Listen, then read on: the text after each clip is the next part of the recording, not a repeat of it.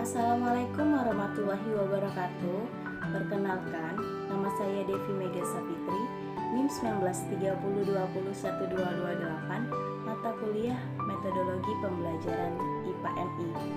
Dosen pengampu Bapak Muhammad Afandi. Baiklah, di video kali ini saya akan menjelaskan materi presentasi saya, yaitu pendekatan pembelajaran IPA MI.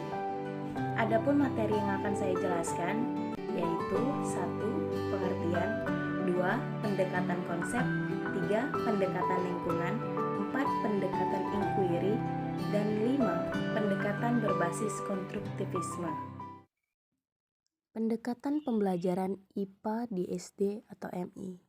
1. Pengertian. Pendekatan pembelajaran merupakan titik tolak atau sudut pandang suatu pembelajaran. Pendekatan pembelajaran IPA merupakan landasan filosofi yang melatar belakangi proses pembelajaran IPA. Tujuan menggunakan pendekatan pembelajaran adalah menggiring cara pandang atau persepsi dan proses pengkajian terhadap materi pembelajaran dengan suatu terminologi sehingga akan diperoleh suatu pemahaman dan pembentukan perilaku yang diharapkan. Penentuan pendekatan pembelajaran IPA berdasarkan pada 1. Tujuan yang akan dicapai, 2. Karakteristik materi IPA, 3. Karakteristik peserta didik, 4. Pengalaman belajar, 5. Kecakapan hidup atau life skill, 6. Karakteristik yang diharapkan akan muncul. 2. Pendekatan konsep.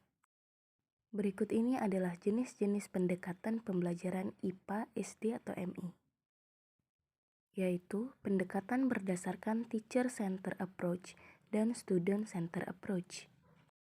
Pada pendekatan teacher center approach, guru lebih berperan aktif dibandingkan dengan peserta didiknya, karena guru mengelola dan mempersiapkan semua bahan ajar secara sistematis. Sedangkan pada pendekatan student center approach, pendekatan ini berpusat pada peserta didiknya, di mana guru hanya berperan sebagai fasilitator, motivator, katalistor, dan pengontrol konsep. Di sini, peserta didik diposisikan sebagai pusat perhatian. 3. Pendekatan lingkungan. Pendekatan lingkungan adalah pendekatan proses dengan lingkungan sebagai sarana atau media untuk memperkenalkan lingkungan kepada peserta didik dalam mengembangkan aspek kognitif dan mengembangkan aspek afektif, dengan tujuan supaya siswa mau terlibat dan memelihara lingkungan. 4. Pendekatan inquiry. Inquiry berarti suatu rangkaian kegiatan belajar yang melibatkan secara maksimal seluruh kemampuan siswa untuk mencari dan menyelidiki secara sistematis, kritis, logis, analitis, sehingga peserta didik dapat merumuskan sendiri penemuannya dengan percaya diri. Ada 3 ciri pembelajaran inquiry. Pertama, strategi inquiry, menekankan pada aktivitas siswa sebagai subjek belajar. Kedua, seluruh aktivitas yang dilakukan untuk mencari dan menemukan jawaban sendiri yang sifatnya sudah pasti dan sesuatu yang sudah dipertanyakan. Ketiga, tujuan dari penggunaan strategi pembelajaran inquiry adalah mengembangkan kemampuan berpikir secara sistematis, logis, dan kritis. 5. Pendekatan berbasis konstruktivisme.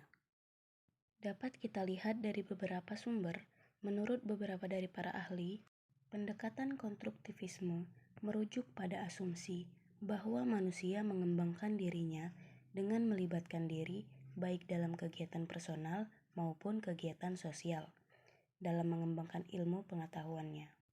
Masih dalam sumber yang sama, seorang pengajar adalah yang menciptakan lingkungan belajar yang sering disebut dengan scenario of problem, yang mencerminkan adanya pengalaman belajar yang otentik atau nyata dan dapat diaplikasikan dalam situasi yang sesungguhnya. Baiklah, mungkin itu saja presentasi singkat dari saya mengenai materi pendekatan pembelajaran IPA SD atau MI.